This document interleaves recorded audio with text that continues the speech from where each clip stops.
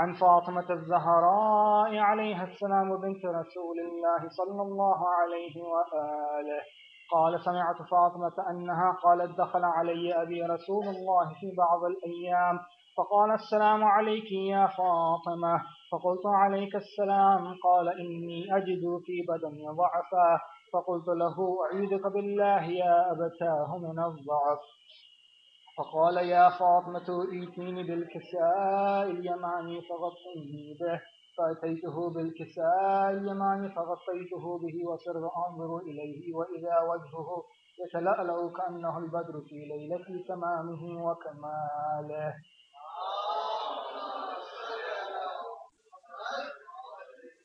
فما كانت إلا ساعة وإذا بولد حسن قد أقبل وقال السلام عليك يا أماه، فقلت عليك السلام يا قرة عيني وثمرة فؤادي. فقال يا أماه إني أشم عندك رائحة طيبة كأنها رائحة جد رسول الله. فقلت نعم إن جدك تحت الكساء. فأقبل الحسن نحو الكساء وقال السلام عليك يا جداه يا رسول الله، أتأذن لي أن أدخل معك تحت الكساء؟ فقال وعليك السلام يا ولدي ويا صاحب حوضي، قد أذنت لك. فدخل معه تحت الكساء.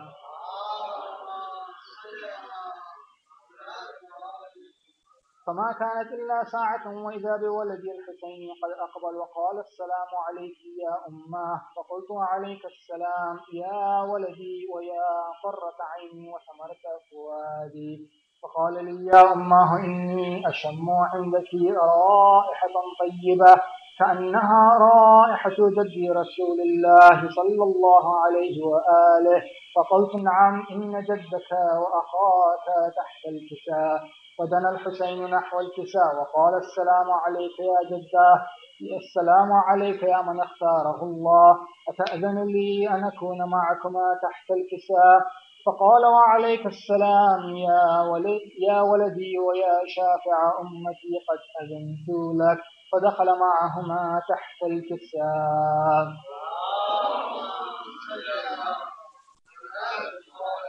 فأقبل عند ذلك أبو الحسن علي بن أبي طالب وقال السلام عليك يا بنت رسول الله. فقلت وعليك السلام يا أبا الحسن ويا أمير المؤمنين. فقال يا فاطمة إني أشم عندك رائحة طيبة كأنها رائحة أخي وابن عمي رسول الله. فقلت نعم، ها هو مع ولديك تحت الكساء. فأقبل علي نحو الكساء وقال السلام عليك يا رسول الله، وتأذن لي أن أكون معكم تحت الكساء؟ قال له وعليك السلام يا أخي ويا وصي وخليفتي وصاحب لوائي، قد أذنت لك. فدخل علي تحت الكساء.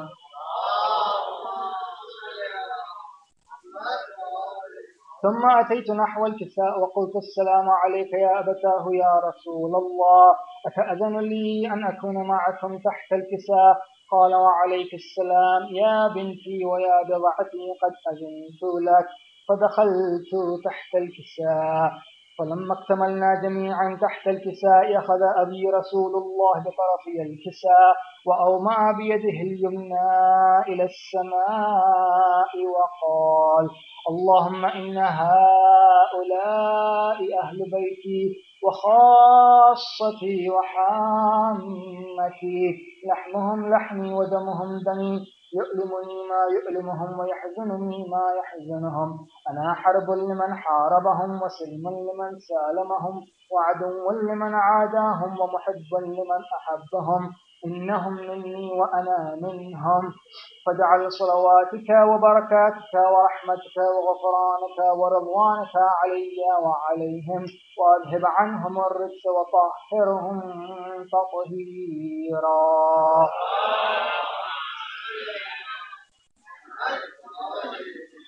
فقال الله عز وجل يا ملائكتي ويا سكان سماواتي إني ما خلقت سماء مبنية ولا أرضا مدحية ولا قمرا منيرا ولا شمسا مضيئة ولا فلكا يدور ولا بحرا يجري ولا فلك يسري إلا في محبة هؤلاء الخمسة الذين هم تحت الكساء. فقال الأمين جبرائيل: يا رب ومن تحت الكساء؟ فقال عز وجل: هم أهل بيت النبوة ومعدن الرسالة، هم فاطمة وأبوها وبعلها وبنوها.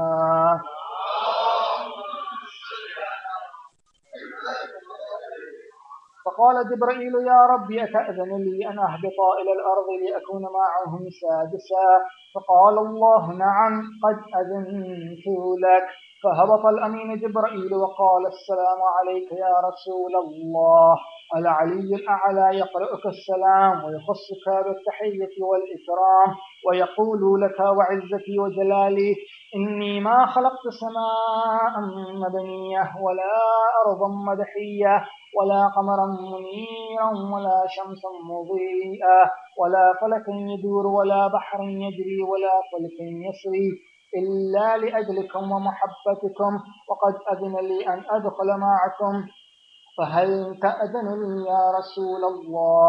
فقال رسول الله: وعليك السلام يا أمين وحي الله، إنه نعم قد أذنت لك. فدخل جبرائيل معنا تحت الكساء فقال لأبي: إن الله قد أوحى إليكم يقول: إنما يريد الله ليذهب عنكم الرجس أهل البيت ويطهركم تطهيرا.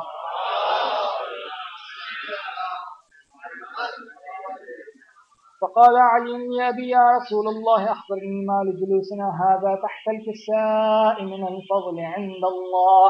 فقال النبي: والذي بعثني بالحق نبيا واصطفاني بالرسالة نجيا، ما ذكر خبرنا هذا في محفل من محافل أهل الأرض وفيه جمع من شيعتنا ومحبينا إلا ونزلت عليهم الرحمة وحفت بهم الملائكة واستغفرت لهم إلى أن يتفرقوا.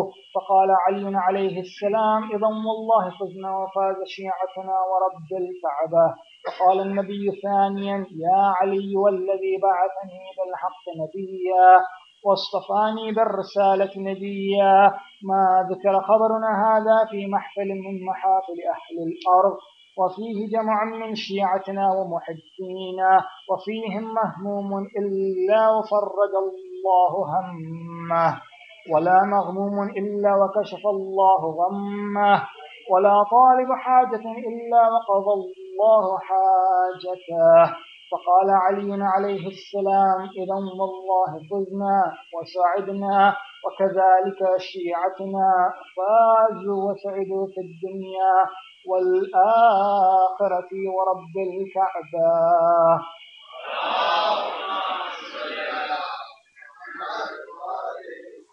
رحم الله من قرأ الفاتحة.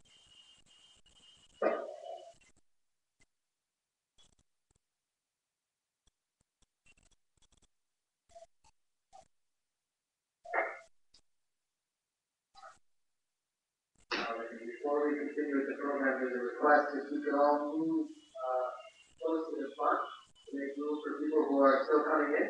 Also, please turn off your cell phones as they create a disturbance with the live feed this evening's broadcast on the National website. So if we could minimize the talking, ladies section, and turn off all cell phones, we approve things. So I'd like to invite Alphonse and Irfan to recite Amar Nakshwani, please, Narasawat for them.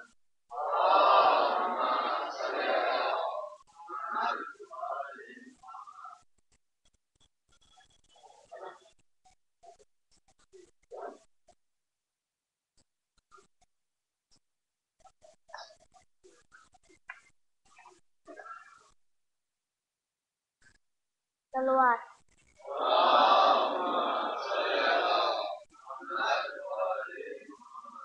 Oh my, yesterday you went to the battlefield, you never came back. You asked for some water, they gave you an arrow, never came back. Who shall I feed now? Who shall I clothe now? Who shall I walk now? Oh my, yesterday you went to the battlefield, you never came back. The turn toward fire, your cradle is burning. Where can I find you? Oh my, yesterday you went to the battlefield, you never came back.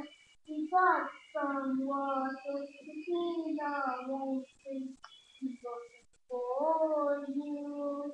Oh my, yesterday you went to the battlefield, you never came back.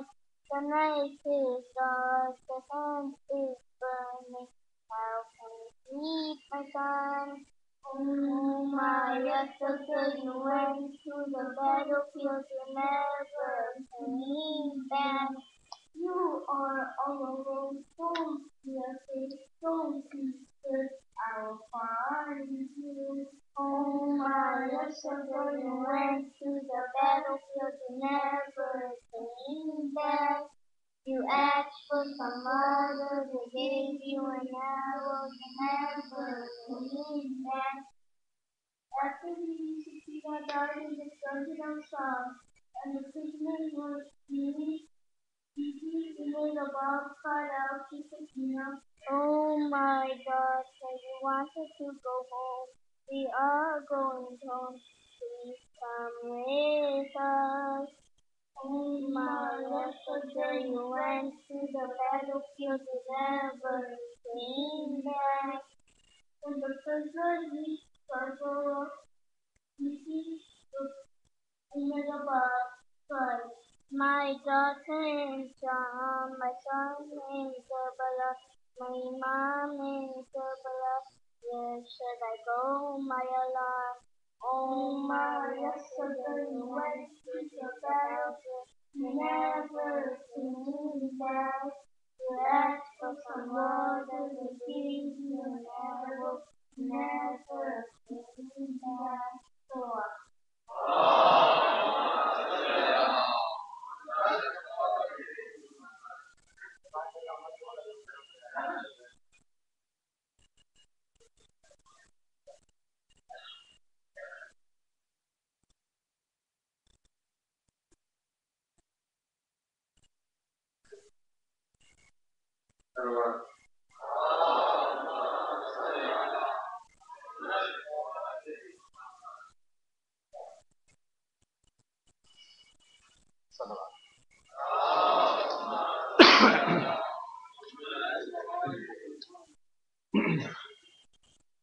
You left this world at ransom to pay their hefty price.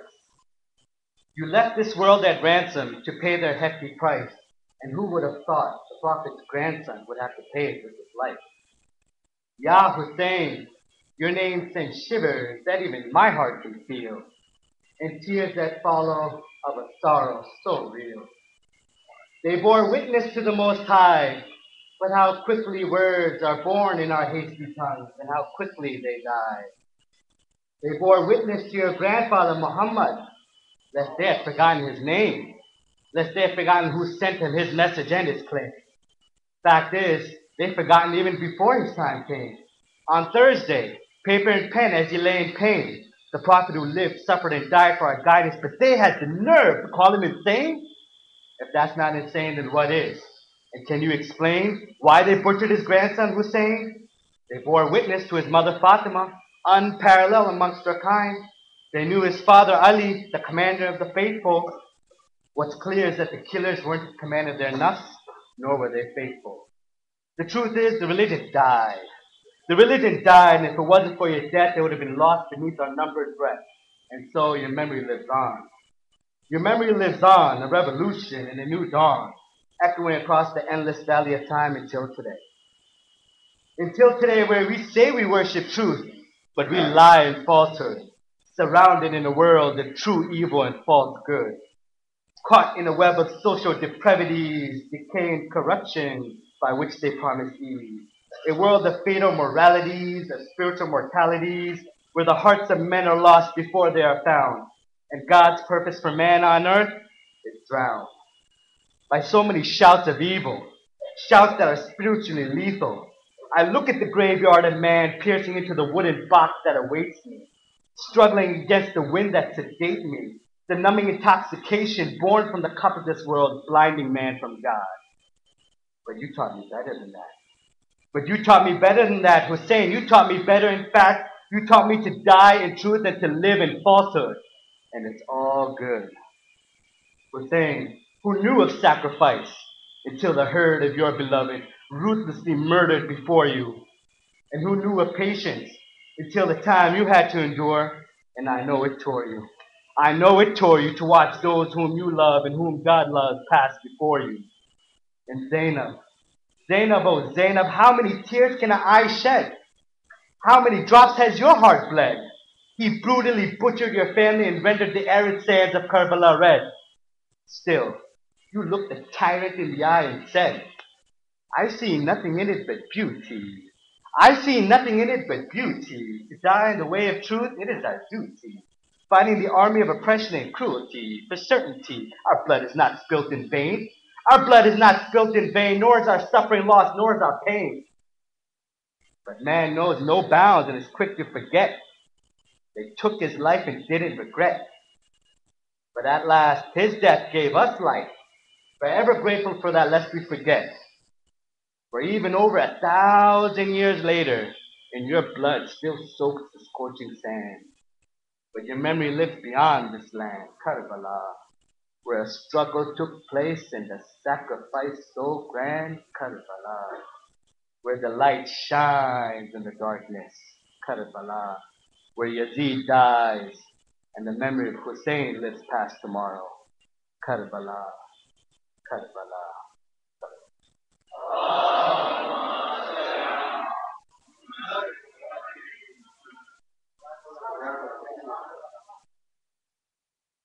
One more request for those of you who have just joined us. Please keep moving forward. We have a lot of room.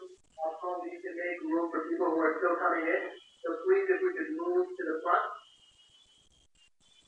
And please make sure your cell phones are turned off to create a disturbance with the audio. So,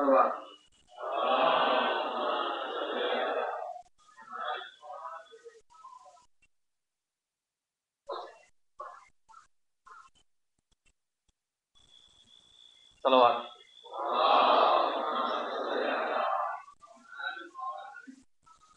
Before I recite, I just want to say a few words that it's really makes my heart happy to see our generation finally expressing Karbala and the commemoration of Imam Hussein in English. And we need more and more people to start writing and creating original writing about Karbala in English. So, salawat. And Zan, that was beautiful.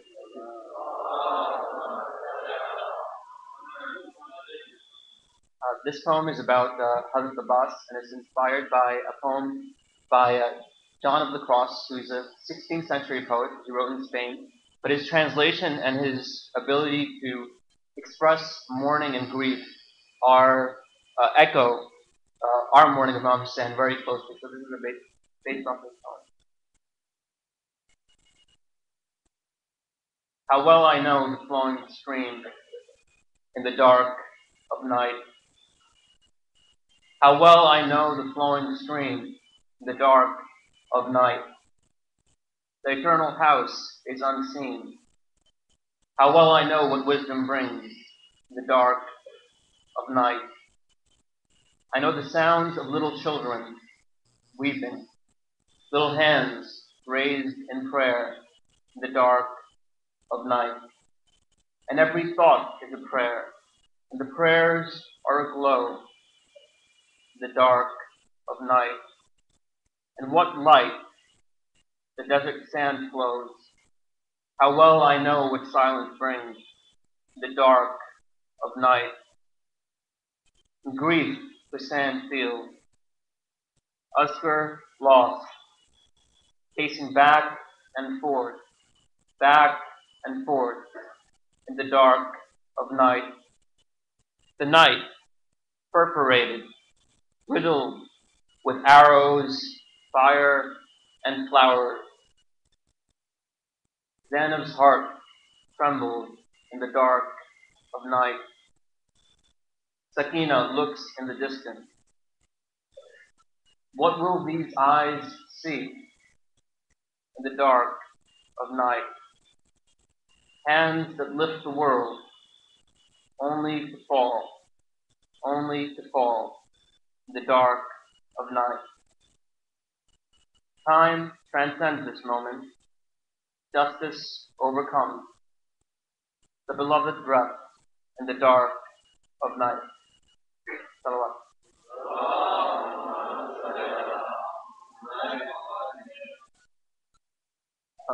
The next poem is about the Bibi Zainab, but there's a poem written by Faiz Ahmed Faiz called Lahu Kasurav, and it was written about oppression of a group of people in Pakistan, and he said that there was no mark left. There wasn't even a drop of blood left. So Surag in this context means mark. So keep that in mind, and I'll read it.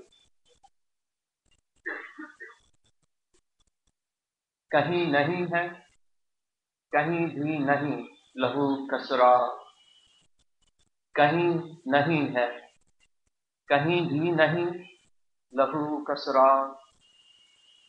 Times when one can hear different types of silence. The wind trundles a prayer across desert sand. Thoughts pacing between the arched columns of Sham. A disembodied pain hovers. Moments, gaps, found in between breaths, an attempt made at breathing. Zainab weeps. कहीं नहीं है, कहीं भी नहीं लहू का सुराग, कहीं नहीं है, कहीं भी नहीं lahu का सुराग. There is blood in the streets, and rivers flow from India to Lebanon. There is blood in the streets. A black chadar, a voice in the wails of the wind. हर जगह है, हर एक सिम्त है लहू का निशान.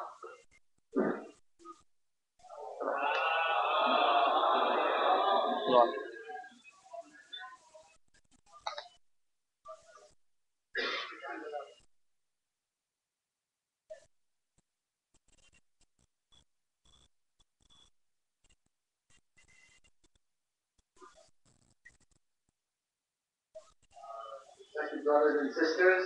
Assalamu alaikum. Again, another request to please move as close as you possibly can because we have plenty of room in the front. So if everybody could just inch towards the front, inshallah we'll create more space.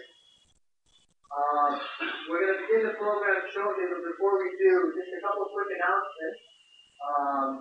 The first, so you'll notice that there's volunteers passing out these brochures, and therefore I'm doing Wazifa. Basically, it's this organization was started over 100 years ago in India, and the mandate is very simple. They make interest-free loans to CS students. They've operated in North America for the past 30 years, and within that time, they've loaned out over $1 billion. So the way it works is very simple. You fill out the form, you become a member, $120 yearly fee. Makes you a member, and with those fees, we make loans. So, it's very simple. The more members we have, the more loans we can make. So, we encourage you to please, fill out the form, leave it with us, and, $120 will go a long way. The second announcement is pertains to the expansion project, which is underway at Metro Safar. And I'm going to invite Brother Abbas Nephi to speak a little bit about that. So please, Anai Salawat.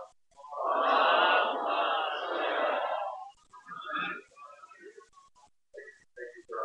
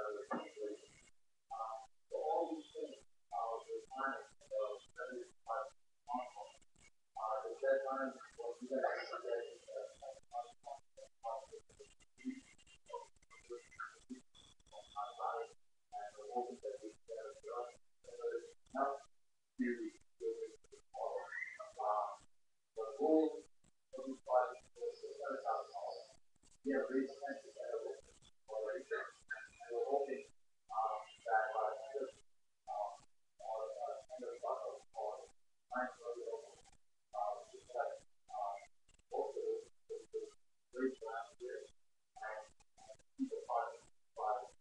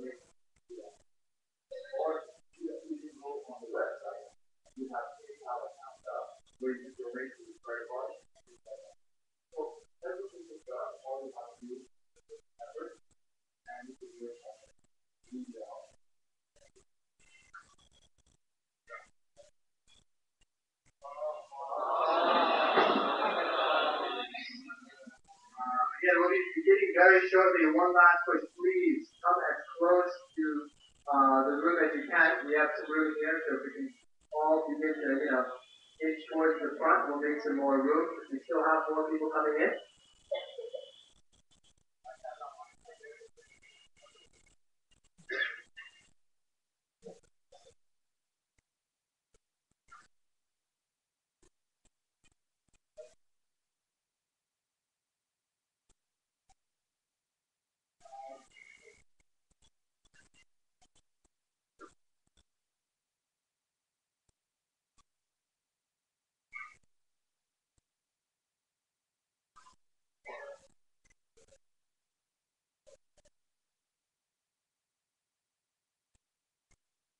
While we're here, if we could recite Surah Fatiha for all the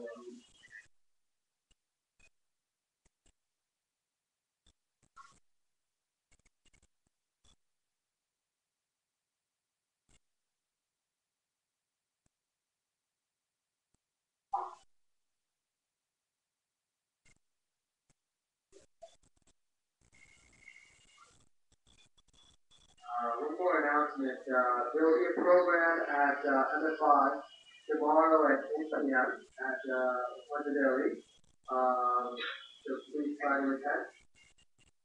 And if you please, a couple more minutes and we'll be beginning the program. The speakers are Amar Nakshwani, absolutely. You need that, right? So, now.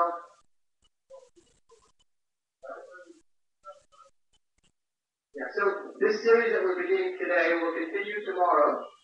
Tomorrow it will start sharply right after Maghrib, and it will finish by 6:30. So please try to attend tomorrow and Monday.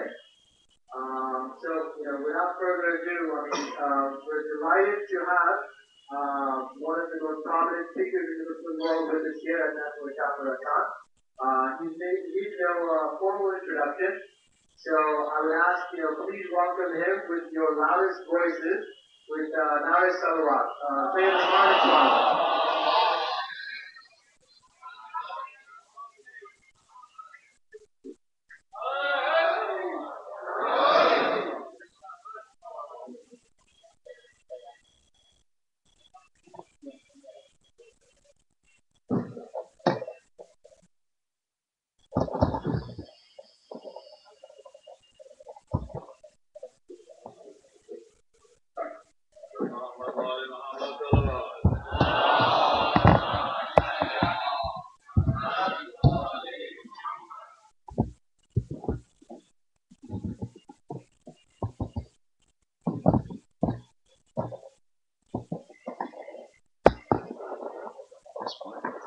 I gather it would come a bit closer. Both of these as well. So is the main sound coming out from here? What I want is that the mics come closer. Can you bring it? I want them too much. They want them more than that. That's as much as they can.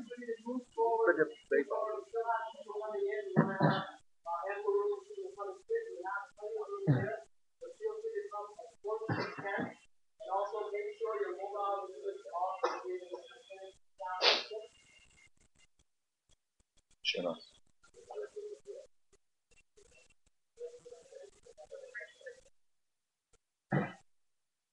One more request for the brothers just to come a bit closer to the front. Sallu ala Muhammad wa ali Muhammad.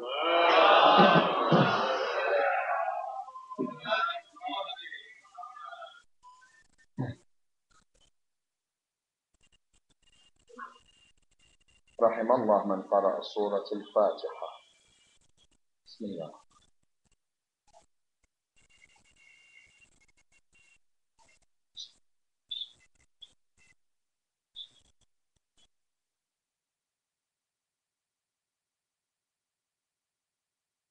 بسم الله الرحمن الرحيم.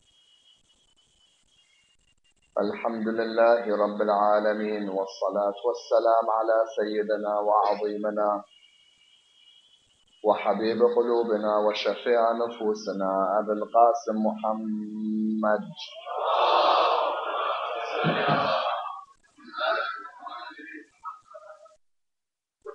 وعلى أهل بيته الطيبين الطاهرين وأصحابه الغر الميامين. الحمد لله الذي جعلنا من المتمسكين بولاية سيدي ومولاي علي بن أبي طالب. اللهم صل على محمد وعلى الحمد لله الذي هدانا لهذا وما كنا لنهتدي لولا أن هدانا الله. أما بعد، يقول الله في كتابه الكريم: بسم الله الرحمن الرحيم: ولا تقتلوا أنفسكم إن الله كان بكم رحيما. The first of our salawat in honor of Rasulullah Muhammad sallallahu alayhi wa alihi wa sallam.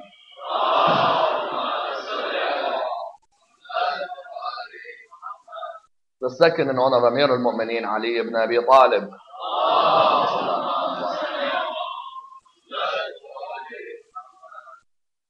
The third with your loudest voices in honor of the Imam of our time, Imam Sahib al-Asr wal-Zaman.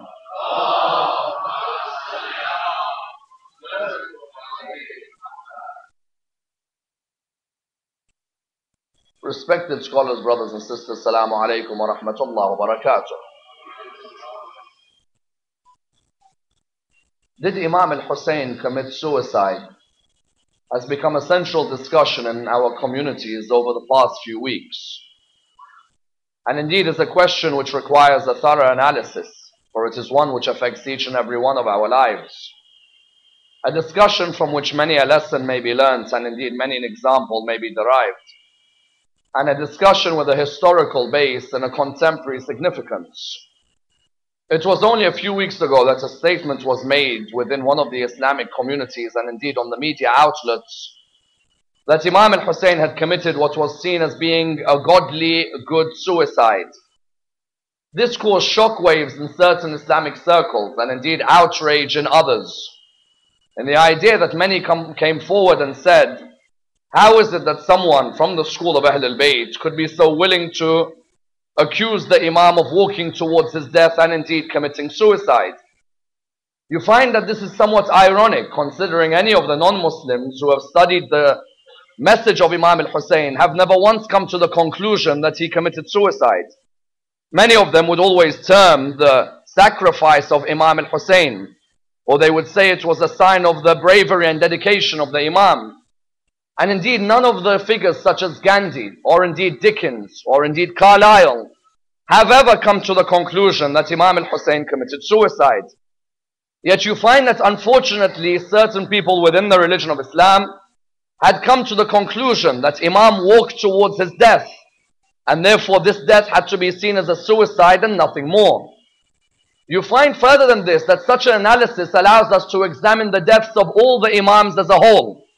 in the idea that whenever you examine any of the martyrdoms of the Imams of Ahlul Bayt, you always hear about them knowing their moment of death. And the idea that you sometimes hear of an Imam who actually knows that this will be the occasion when he passes away. Be it Imam Amir al-Mu'mineen on the night of the 19th, for example, in Masjid al-Kufa.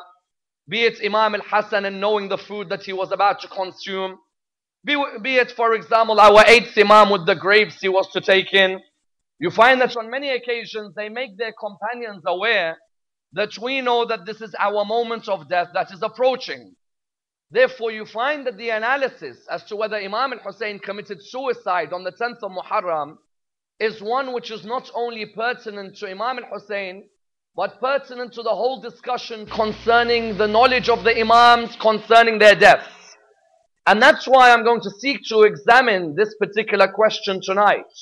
That did Imam al-Hussein commit suicide? And if he didn't, then what is the explanation of walking towards a death which you have knowledge about beforehand?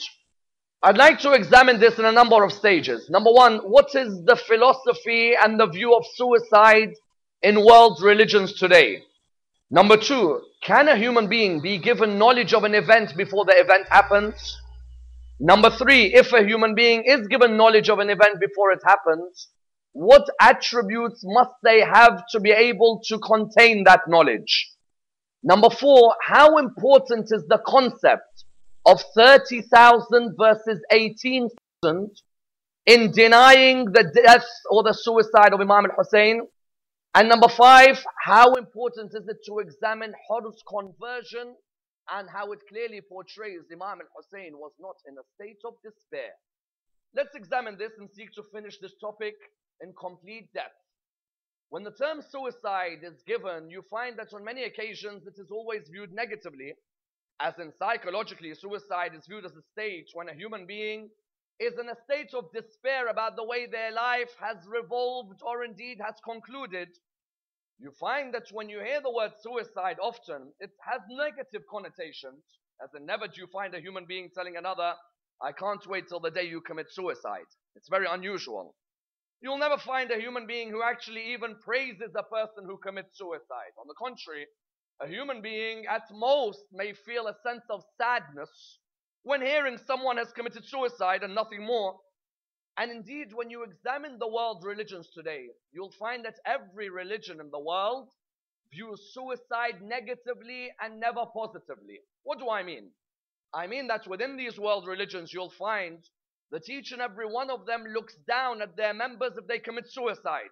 For example, when you look in Hinduism, they have a beautiful philosophy concerning suicide. In Hindu theology, and indeed in Hindu law, they say that suicide is an act which should be looked down upon. Why? Because it is the unnatural separation of the body and the soul. And it's a very important point. Why? Because in Hindu thought, the body and the soul occupy a prominent position in the life of the human being, as in the body and the soul is what the human being is made up of. That body and the soul which were given to you by the gods must return to the gods naturally. If you reach old age, for example, and your body cannot function anymore, let that body and the soul separate in its natural state. You find that within Hindu theology, when a person commits suicide, there is an unnatural separation of their body and their soul. This unnatural separation causes a negative karma in the environment. Because you know, within Hindu theology, there is a great focus on energy between human beings. If the human being leaves this world with a natural separation of body and soul, be it through being killed, be it through having an illness, be it through a natural sequence of events, then that's no problem. That's a natural separation that will occur. But for a human being to end their life in suicide, they believe that that's the most unnatural separation that can occur between the body and the soul. They therefore conclude that because of this unnatural separation, what happens? Because of this unnatural separation, that bad energy that spreads in the community affects the members of the community. You find the Sikh religion gives an even more beautiful philosophy about why suicide is negative. In Sikh thought, the gurus would espouse the idea that God is the one who gave you life and God is the one who takes it back. It is not for you as a human being to take your own life. You as a human being weren't even worth mentioning. You were insignificant. Then when you come into this world, you think then you have your own decision-making skills to leave the world? No. If you came into this world by yourself, then without a doubt, take your own life. But the moment you realize that you are an effect of a cause, then you have to recognize that you came into this world through permission and you leave this world through permission. Then you find within Jewish thought there is an unbelievable philosophy of the negativity of suicide. Notice that no religion in this world looks at suicide positively. And within Judaism, their philosophy of why suicide is negative is really something to be admired. The first reason the Jewish religion states that suicide is negative is because then you are denying the power of supplication. This is a vital point. Why? Because I as a human being, whatever I go through in my life, I may go through a trial. I may go through a tribulation. I may go through times of difficulties. There is a connector between me and my Lord which is called dua. There's a connector that remains between me and my Lord called supplication. When I go through any time of difficulty in my life, I may be involved, for example, in losing a child, in an illness, in a divorce, in all these areas that are causing suicide in the world today. There was always meant to be a connection with a Lord who could change my situation at any second. As in, you can tell me of the example of someone in the depths of despair in this world, and I can show you that their Lord within a split second made them the happiest person in this world. Why? Because there was that connector that was dua. In Jewish theology, supplication is why suicide is viewed negatively. Because when a person commits suicide, they are in a state of despair. And when a human being is in a state of despair, then that they are denying their Lord can change their situation. That's why Imam al-Hasan salawatullah wa salamuhu alayhi,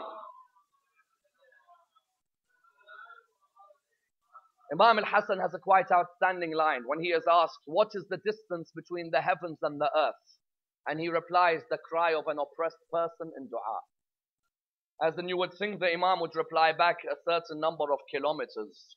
He would give a physical enumeration. On the contrary, the Imam would say the cry of an oppressed person in dua. Meaning what? Meaning that when there is someone oppressed in dua, there is no distance anymore in the physical world. Their Lord can straight away change their situation however oppressed they are. And that's why you find two verses in the Quran which highlight this. Either the verse in the Quran which states, Bismillah ar-Rahman ar-Rahim, وَإِذَا سَأَلَكَ عِبَادِي عَنِّي فَإِنِّي قَرِيبٌ أُجِيبُ دَعْوَةَ الدَّاعِ إِذَا دَعَانِي. When my servant asks you about me, tell him I am near. I will answer the supplication of the supplicant when he supplicates towards me. That you have one verse, then you have another, and an even more powerful verse. What does it state? Allah subhanahu wa ta'ala tells the Prophet, tell them, if it wasn't for their dua, I wouldn't care for any of them. Isn't that true? As if it wasn't for our supplications to Allah, then Allah wouldn't care for any of us. Yet Allah subhanahu wa ta'ala likes to see nothing more beloved in His servant, that when you're in the depths of despair, you still have that heart which yearns for God's help, without a doubt. Then in Jewish theology, there's a second reason they look down at suicide. What is it? In Jewish theology, they say you came into this world in a state of struggle. Leave in a state of struggle. You as a human being, what are you at the end of the day? You as a human being are an entity that comes to this world struggling. When we come to this world, we're gasping for breath at the beginning, aren't we?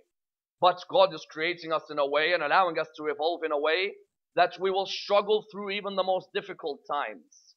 They look down at suicide because they say the person who decides to hang himself or the person who runs away from this world, they are someone who has not that sense of struggle in them whatsoever. Nothing. As in, isn't it easy for me now, if I'm going through hardship in my life, to simply get a rope or to indeed slit my wrists and finish. That's it. But I as a human being, my makeup is if I can struggle through the most difficult circumstances. If I can struggle through the most difficult circumstance, I can still come out victorious even if the world sees me as someone who's died. I can still come out victorious. Even if the world that surrounds me sees me as someone who's died. And that's why, likewise, in the religion of Islam, suicide was looked down upon negatively. You find in the Quran, if someone was to ever ask you, is there a verse in the Quran which says suicide is forbidden? Yes, of course. Surah 4, verse 29. Bismillah ar-Rahman ar-Rahim. وَلَا تَقْتُلُوا أَنفُسَكُمْ إِنَّ اللَّهَ كَانَ بِكُمْ رَحِيمًا. Do not kill yourselves, for Allah will show you mercy from within. You find that this verse, what was it saying? It was clearly mentioning that we do not like to see our servants in a state of despair and then act on that state of despair. Because you know in Islam, the second greatest sin after shirk is despair. Someone will say, what do you mean despair? I thought it's adultery. No. Someone will say, I thought it's stealing. No. Someone will say, I thought it's other acts. No, the second stage and the second sin in Islam is what after shirk? It's despair. Yes. Do you know why? Because when you're in a state of despair of Allah's mercy, you are putting the Creator at the same level as His creation. And that's a fundamental point.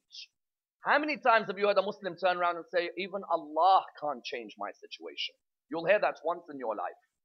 You'll always hear that once in your life. A Muslim will say, even God can't change my situation. That's an act of kufr. That's one line, is disbelief. Do you know why? Because you're saying you and your creation are at the same level. The Lord who broke the laws of cause and effect to allow a virgin to give birth, and who allowed his prophet to go above the seventh heaven when time stopped, you think he can't change the laws of cause and effect in your own life?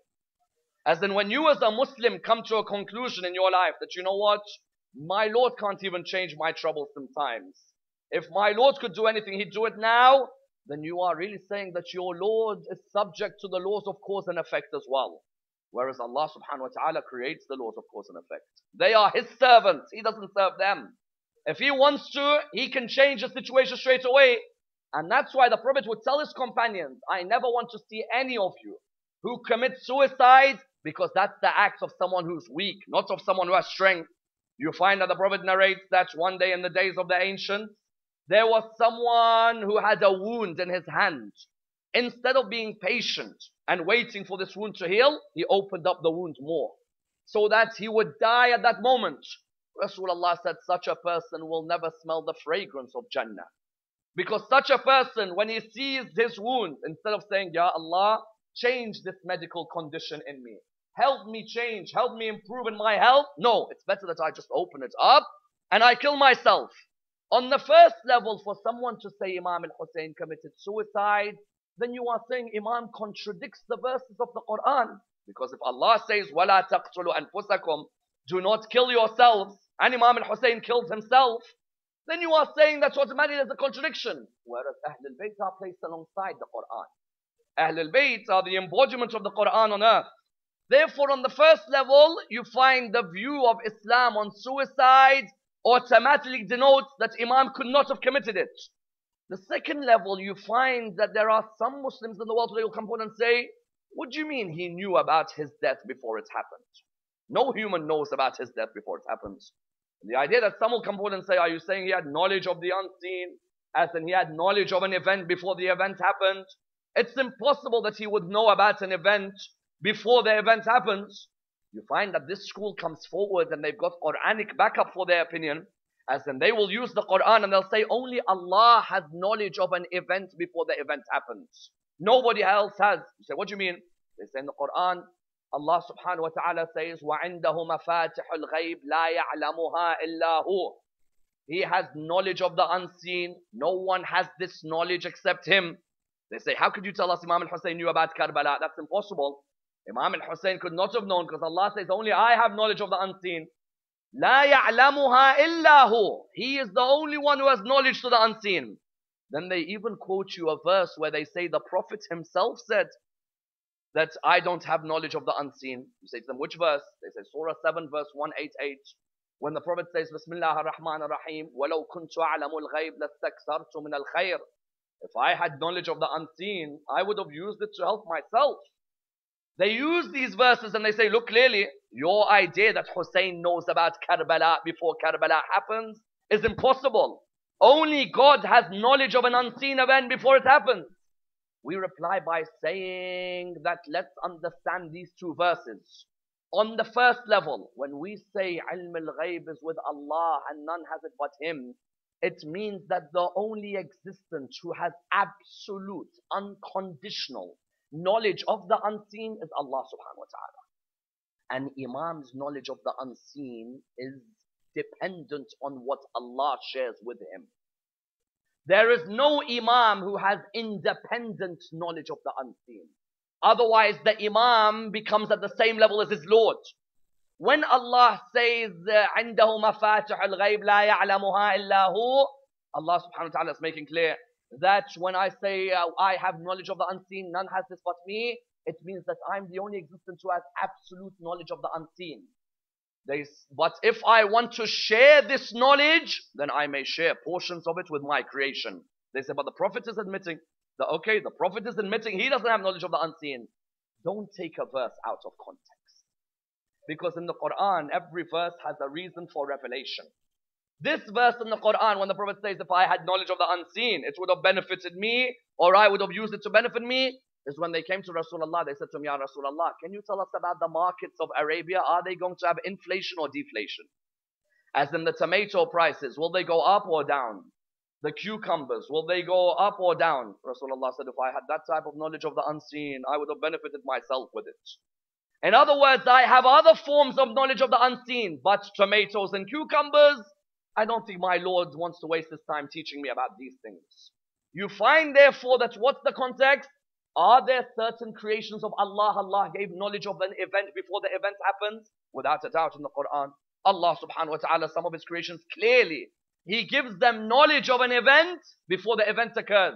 For example, in the Quran, Nabi Ibrahim alayhi salam, he had knowledge of an event before the event occurred. In Surah 37 from verse 99 onwards, when Nabi Ibrahim says, Bismillah ar-Rahman ar-Rahim, قَالَ يَا بُنَيْ إِنِّي أَرَى فِي الْمَنَامِ أَنِّي أَذْبَحُكَ فَانْظُرْ مَاذَا تَرَى. Oh my son, I see in my dream that I have to sacrifice you. Isn't this of an event before it happens? Allah has shared a portion of a knowledge of an event before it happens. Ibrahim is told before the event happens what you're going to do to your son. He's being shown it in a dream. If Allah is the only one with knowledge of the unseen, then there is no way whatsoever it would be shared. That's number one. Number two, Nabi Yusuf alayhi salam. Nabi Yusuf, there is a narration. What does it state? There is a narration that Nabi Yusuf, as you know in the Quran, when he saw the dream of the stars all prostrating before him, he had seen knowledge before the event had happened, because those stars represented his father and his brothers later on in the story, that they all prostrate before him. When he was asked, how did you have this knowledge? He replied, ذَلِكُمَا مِمَّا عَلَّمَنِي رَبِّي. This is from the knowledge that my Lord has taught me, knowledge of an event before it happens. Even relative knowledge of the unseen. Prophet Jesus alayhi salam, Surah 3, verse 46. Prophet Jesus, do you know what he could do? He could walk past the house and he'll know what you're eating in the house and what's stored in the house without walking into the house. The Quran says, أُنَبِّئُكُمْ بِمَا تَأْكُلُونَ وَمَا تَدَّخِرُونَ فِي بُيُوتِكُمْ. I will tell you what you eat and what you store in your houses. Isn't this proof of a prophet of God having knowledge of the unseen? You find likewise with our holy prophet, many times in the Quran, Allah talks about him having knowledge of an event before the event happens. As in all of you in this holy month of Ramadan, when I was here in the area of Jersey, all of you remember that we had an examination of the chapter 30 of the Quran, Surah Al-Rum, didn't we? The Romans. The Romans had been defeated by the Persians. Allah revealed to his prophet that after their defeat, they will be victorious in a number of years. Rasulullah was told that the Romans will be victorious over the Persians in a number of years. People said to him, what do you mean? How would you know this? He said, my Lord's told me that in a number of years, the Romans will defeat the Persians. Within exactly 9 years, the Romans defeated the Persians. Here again, the Prophet is given knowledge of an event before the event happens. Even you find someone says, okay, but these are all prophets of God. And the Quran mentions that they have knowledge. Whereas your Imams are all in hadith. And therefore it can't be verified. Ayatul Kursi is the standing principle verse on how any human may be given knowledge of the unseen. Why? Because in Ayat al-Kursi, what does it say? وَلَا يُحِيطُونَ بِشَيْءٍ مِّنْ عِلْمِهِ إِلَّا بِمَا شَاءَ. They cannot come near any of that knowledge except those who he chooses. It doesn't say of the prophets only. No. Generally, there are of my creation who I may give knowledge of the unseen to before it happens. As in, don't you know the story of Amir al-Mu'minin alayhi salam when he's walking with Kumail? And while he's walking with Kumail, they go past that house. When they go past that house, they hear someone in the house reading the Quran. The Imam sees him, Kumail sees him. Kumail says to the Imam, "Oh Imam, look how beautifully that man is reciting the Holy Quran. Have you ever heard a voice like that of the Holy Quran?" You find that Imam says, "Kumail, wait, there'll be a day when I'll remind you about this man." In the battle of Nahrawan years later, Imam was with Kumail. In the battle finished. Imam said to him, "Kumail, come with me. Look at that body over there." He said to him, "I see it." He said, "Do you recognize it?" He said, "No, I don't." He said, "Do you remember there was a day me and you were walking and you heard someone reciting Quran beautifully? And when you heard them reciting the Quran, you said, 'Oh Imam, look how religious they are.' And I said to you, 'Wait one day. This man has come to fight me in the battle of Nahrawan. He's read the Quran, but hasn't understood my position within the Quran.'" This was knowledge of an event before the event happens. Even Habib ibn Madahir and Maysam al-Tammar, there is an incident where they talk with each other about an event before the event happens. Maysam says to him, "Oh Habib, are you ready for a day where you'll sacrifice your life for the grandson of Rasulullah?" And then Habib replies, "Of course I am, but oh Maysam, are you ready for a day where you sacrifice your love for Amir al-Mu'mineen?" He said to him, "Of course I am."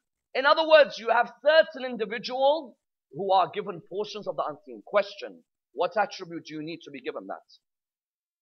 So they've all been given it. But what's the underlying attribute that you need to be given knowledge of the unseen? No story describes this better than Prophet Khidr and Musa. Because he told them from the beginning, you don't have the patience to bear this knowledge. You don't have the patience. Because Nabi Musa thought he knew more than everybody who surrounded him in the world. Jibreel came to him, he said to him, "Musa, your Lord says there is someone with more knowledge than you. Go and look for him."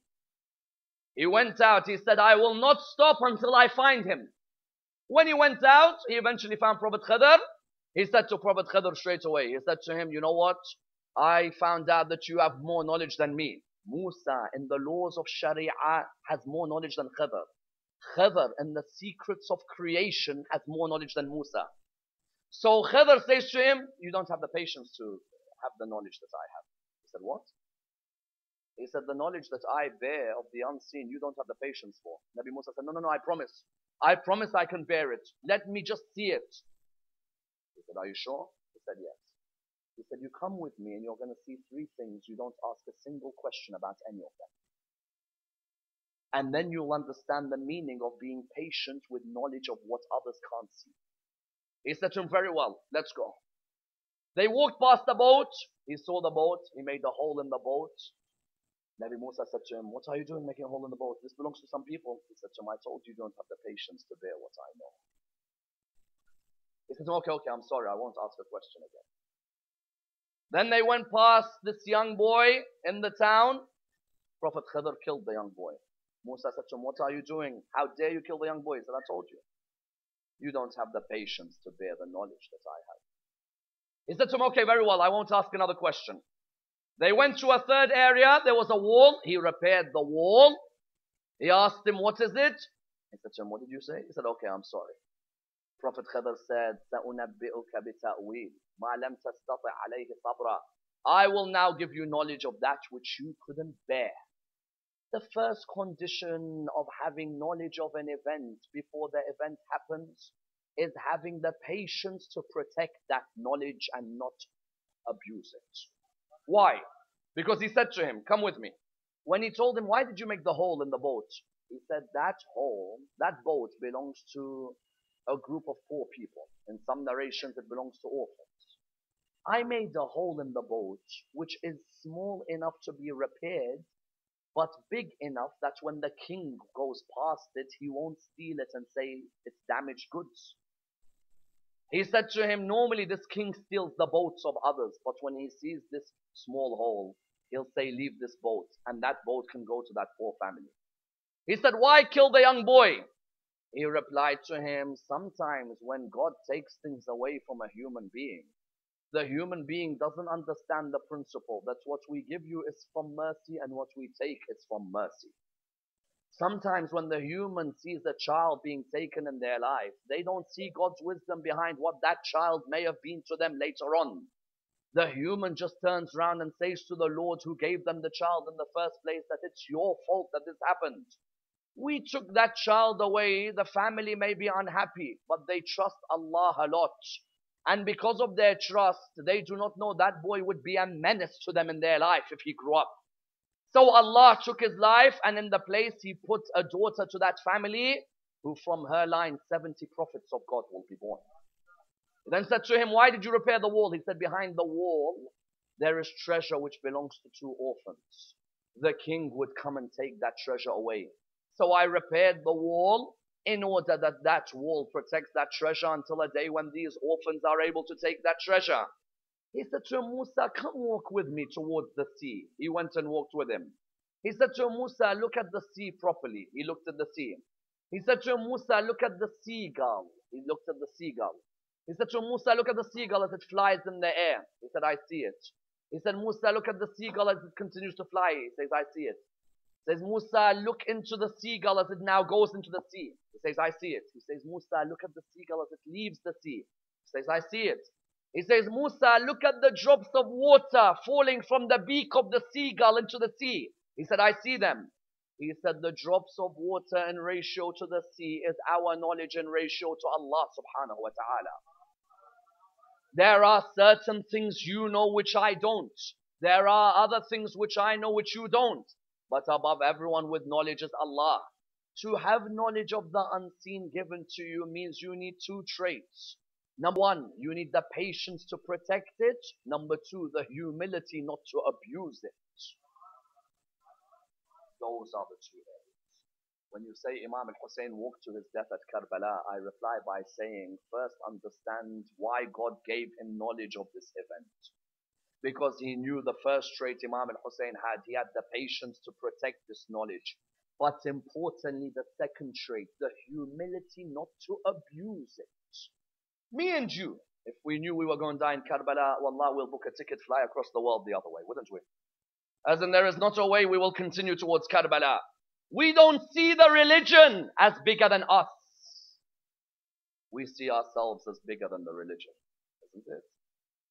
Whereas when you've got the philosophy that the religion is bigger than me, that I need to die for the religion to remain alive, then you have the humility not to abuse that knowledge. And that's why there's a very important principle that has to be understood. First, Imam al-Hussein, when you look at him, Imam al-Hussein, first he tried to avoid fighting. This is important. First, he tried to avoid fighting. At the beginning, he'd go to Medina. The governor of Medina would chase him, trying to kill him. Then he'd go to the Mecca, to the Kaaba, which his grandfather had protected. They would say, even if he's the wing of a mosquito near this Kaaba, behead him. He couldn't even complete his Hajj that year. At the beginning, he tried to avoid the fight. Someone who says he wanted to commit suicide? No, at the beginning, Imam was trying to avoid the fight. Then after that, Imam recognized that he had to fight in order that the religion remains alive. But there's an important principle here. Number 1, and I need you to bear with me on this area. Number 1, do people try and persuade him not to fight? Yes. Muhammad ibn al-Hanafiyyah, his own brother, says to him, Aba Abdullah, you know very well that if you go towards there, their aim and their intention is to kill you. So go and live in Yemen. Because the people of Yemen are the Ansar of your grandfather. The people of Yemen are warm-hearted people. Go and live in Yemen. Live in the mountains. And we'll see what happens to Yazid. He said to him, oh my dear brother, you know if I was under a rock, they'll still extract me from the rock and kill me. Therefore it's better that I stand up to their oppression. Because a man like me does not pledge allegiance to a man like him. Straight away. His grandmother Salama told him, she said, Aba Abdullah, you know you'll leave a sadness in my heart if you leave Medina. And he replied to her, oh my grandmother, wherever I'll go, they want to kill me. If I stay here, they'll kill me. If I go elsewhere, they'll kill me. So isn't it better that I stand up to them in death? Rather than them coming to me, let me stand up to them. Then there's the third principle, which is key. What is it? The third principle, which is key, is if I were to tell you Karbala was 30,000 versus 18,000, would you then call it a suicide? No, you wouldn't. You'd say it's a good battle. The odds are all right, 1 against 2.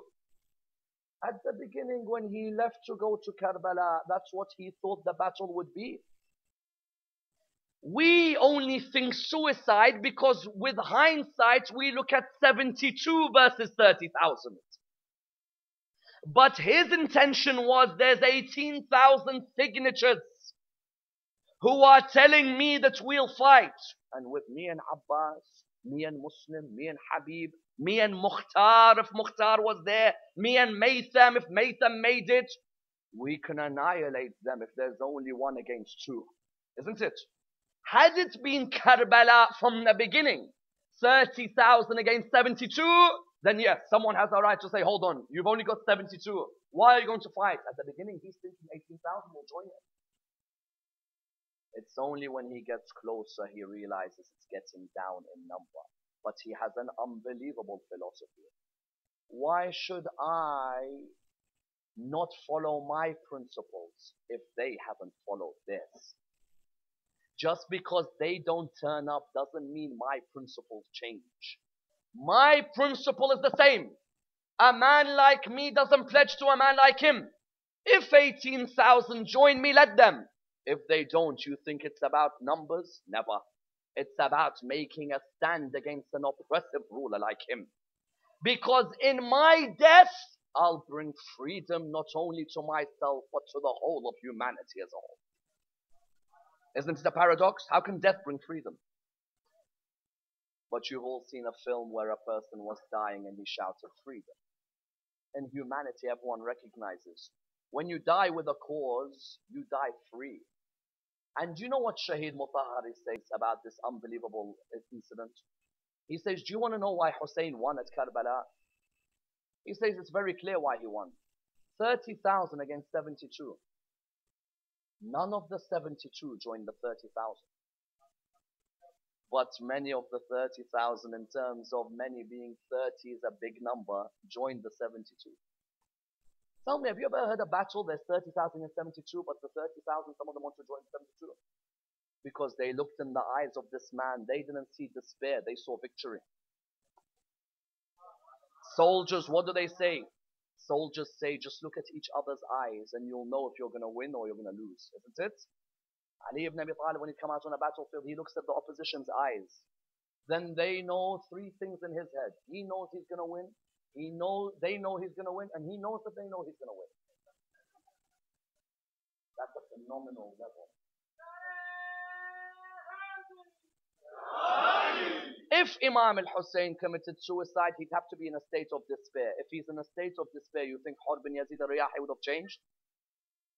Hur's change on the 10th of Muharram indicated Aba Abdullah was not in a state of despair. Because Hur looked in his eyes and knew this man's won, and we haven't even started this battle. This man knows that what will happen after today is that 300 million Muslims will remember 72 people. So when Hur looked in his eyes, he saw him, he thought, you know what, I know he's won. And Hur also looked around at those who surrounded him. And when he looked around at those who surrounded him, what did he see? He looked around and he saw that the people on his side were the ones who were in despair, not the people in the opposition. The people in his side were thinking about the governorship of Ray. And the other ones thinking about what's going to happen if I don't get enough water. And then there were 3 things that really got to Hur bin Yazid al-Riyahi, without a doubt. The first of them was when he heard Shimr bin al-Jawshan seeing Imam al-Hussein put fire in front of him, in front of the tent. And Shimr calling out, Aba Abdullah, are you getting yourself ready for the fire of hell? This hurt Hur. Then the second thing he saw Umar bin Sa'ad, he said to him, what's going to happen tomorrow? He said hands will be severed and heads will be flying. This hurt him. But the third thing that hurt him very much. Because he could see this man is a man of principle. And yet he hears Umar bin Sa'ad complaining, my horses can't take the heat of Karbala. And he looked at Umar bin Sa'ad and he said that if you're complaining about your horses not taking the heat of Karbala, then how about the granddaughters of Rasulullah?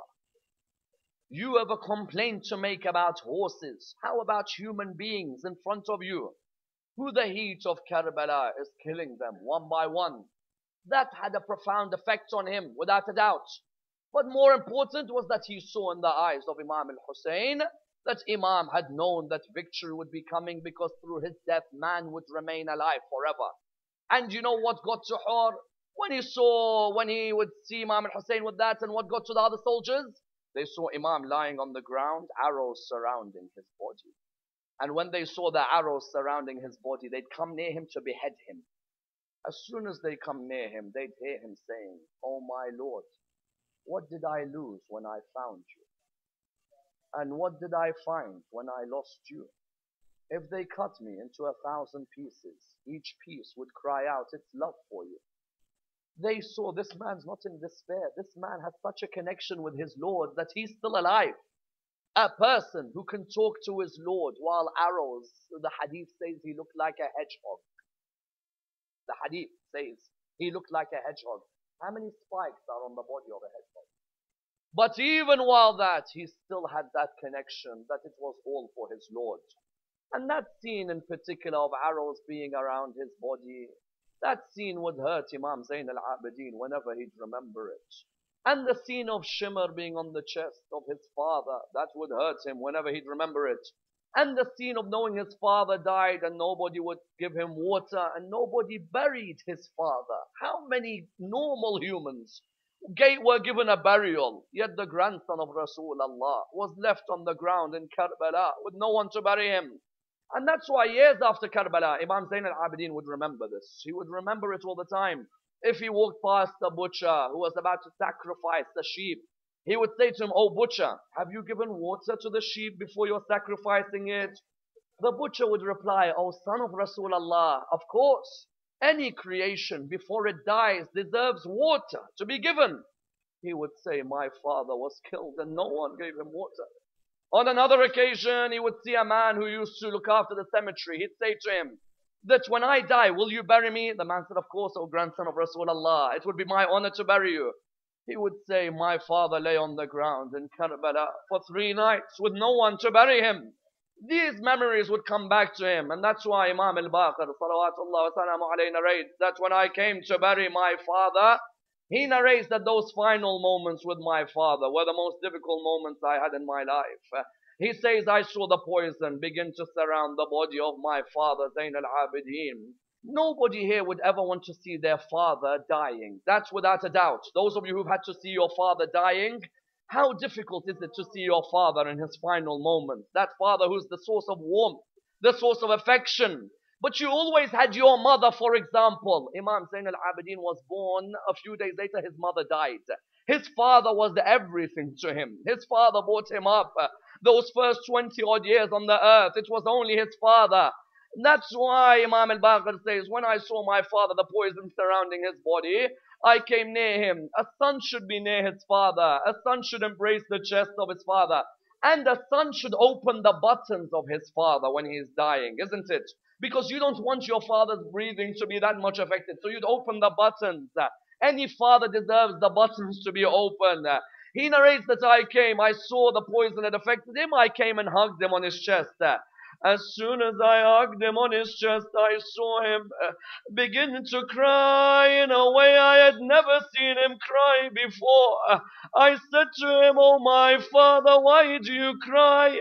When in a moment you will see Rasulullah and you'll see Amir al-Mu'mineen and you'll see Fatima al-Zahra and you'll see Imam al-Hassan and you'll see Imam al-Hussein." When he heard Imam al-Hussein, he said, "I saw my father cry more.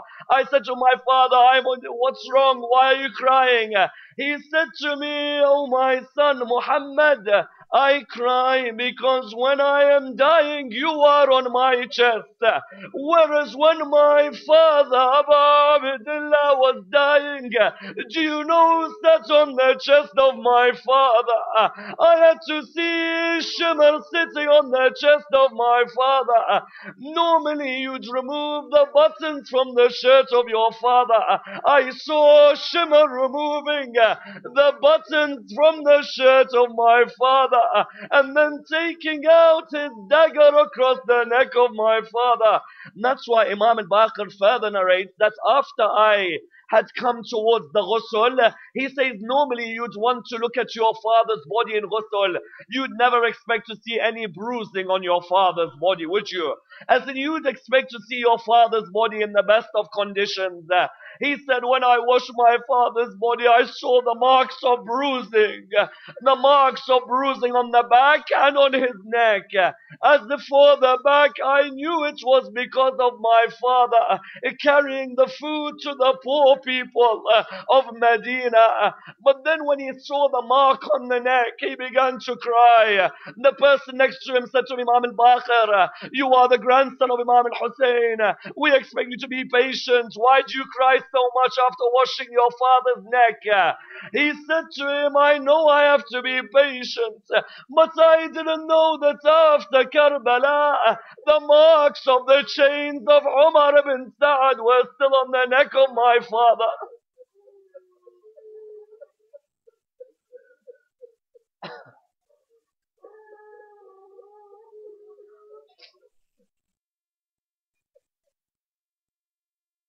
Raise your hands, brothers and sisters. Raise your hands. We pray to Allah subhanahu wa ta'ala to raise us with Muhammad and Al Muhammad, to allow us to be amongst the companions of Imam Sahib al-Asr wal-Zaman. Allow us to receive the intercession of Ahl al-Bayt in this world and the hereafter.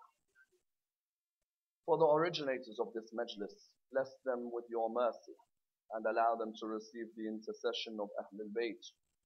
We pray to Allah subhanahu wa ta'ala for all those who are ill in the world in the name of the ill one of Karbala, Imam Zayn al-Abidin. We pray to Allah subhanahu wa ta'ala with the Surah Al-Fatiha, but before it the loudest of your salawat.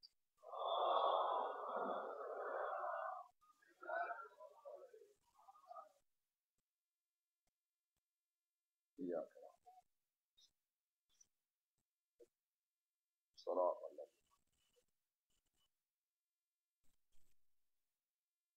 يا حسين يا حسين يا حسين يا حسين يا حسين يا حسين.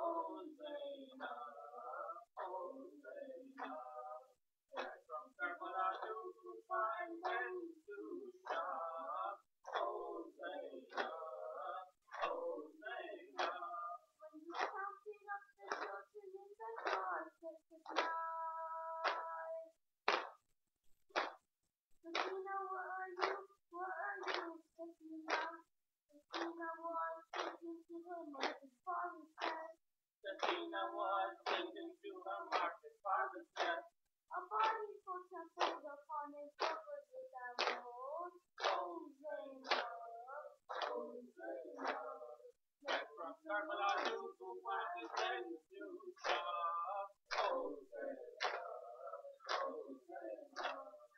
sun rose on the morning of the embarrassing home.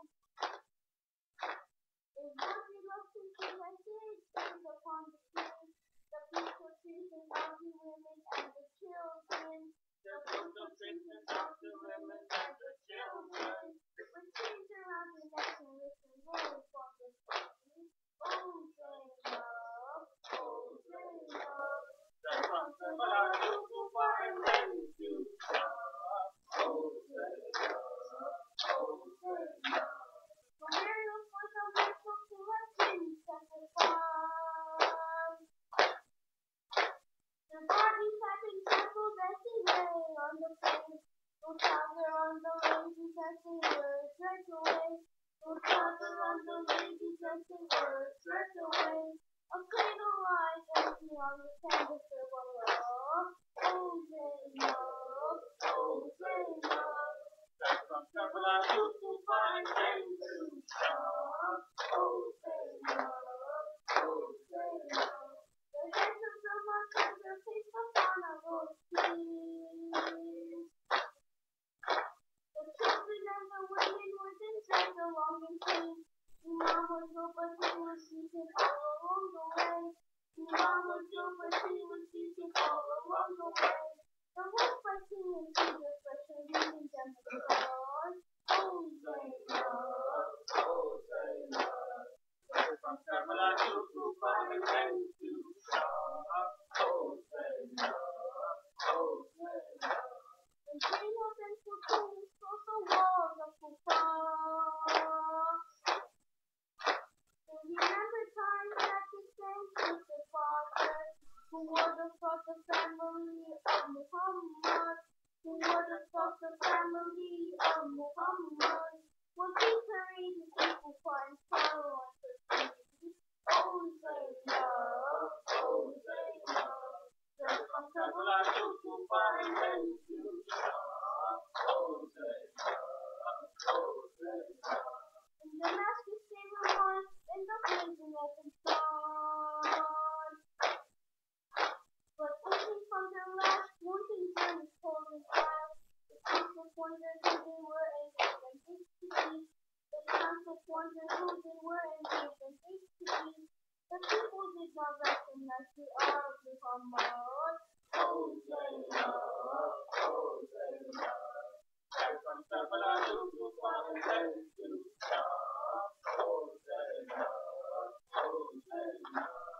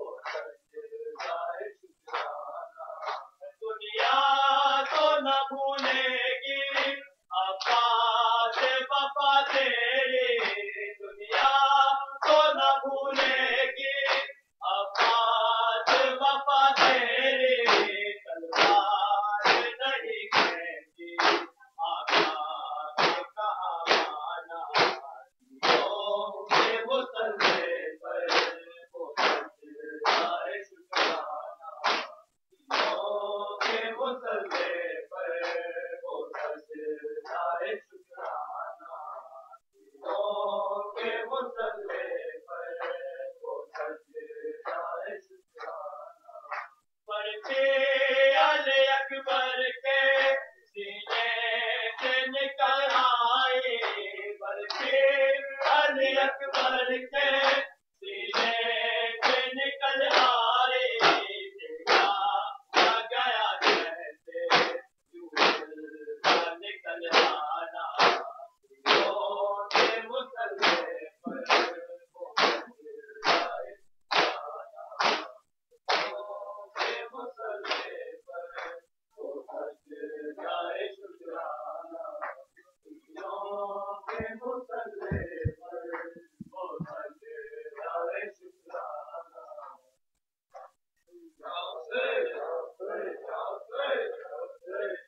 قرآن سنا بھائی نظروں سے چھپا لے زینب کو قرآن سنا نظروں سے چھپا قرآن سنا بھائی نظروں سے چھپا لے زینب کو قرآن سنا نظروں سے چھپا لے زینب کو قرآن سنا بھائی نظروں سے چھپا لے زینب کو قرآن سنا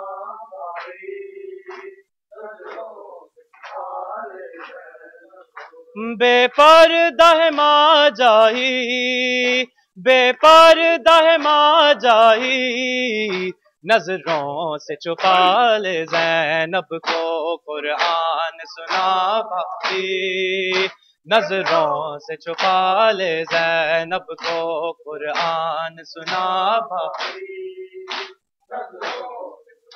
لے زینب کو قرآن سنا بھائی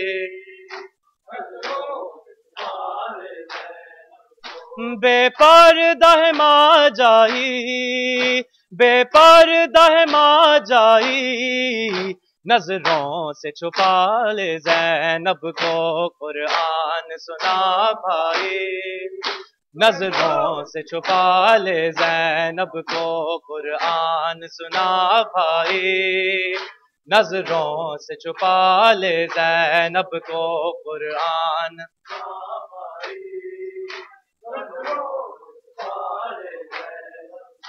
میں وارث زہرا ہوں اور میرا کھلا سر ہے تھی سر پہ کبھی میرے اب نیز پہ چادر ہے امت ہے تماشائی امت ہے تماشائی نظروں سے چھپا لے زینب کو قرآن سنا بھائی نظروں سے چھپا لے زینب کو قرآن سنا بھائی نظروں سے چھپا لے زینب کو قرآن سنا بھائی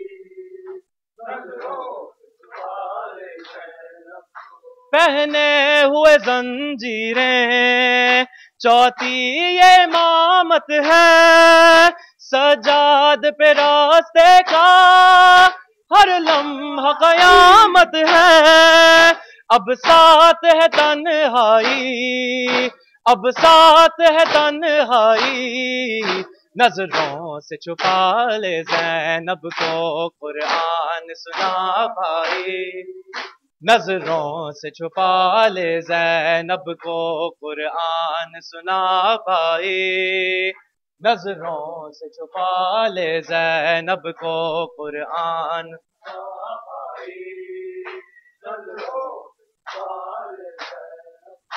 ہنستے ہیں ہنساتے ہیں بازار سجاتے ہیں کیوں آج یہ کلمہ گو پھر عید مناتے ہیں اور بجتی ہے شہنائی اور بجتی ہے شہنائی نظروں سے چھپا لے زینب کو قرآن سنا بھائی نظروں سے چھپا لے زینب کو قرآن سنا بھائی نظروں سے چھپا لے زینب کو قرآن سنا